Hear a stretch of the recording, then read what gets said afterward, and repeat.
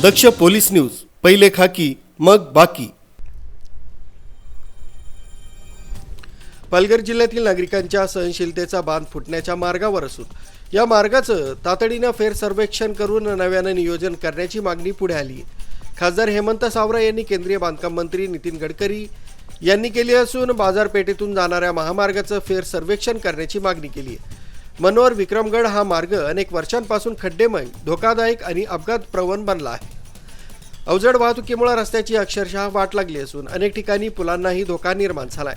याच पार्श्वभूमीवर यापूर्वी प्रशासनाला काही भागात अवजड वाहतुकीवर बंदी घालावी लागली होती।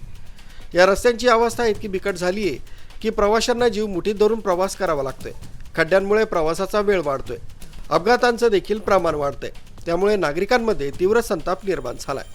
केंद्र सरकारने NH 160A या मार्गाच्या सुधारणा आणि अपग्रेडेशनसाठी हजारो कोटींचा प्रकल्प मंजूर केला असला तरी प्रत्यक्षात स्थानिक पातळीवरील अडचणी कायम असल्याचं चित्र आहे। प्रशासनानं तात्काळ निर्णय घेतला नाही तर रस्त्यावर उतरून तीव्र आंदोलन छेडण्याचा इशारा नागरिकांनी दिलाय। न्यूज ब्युरो, दक्ष पोलीस न्यूज, पालघर।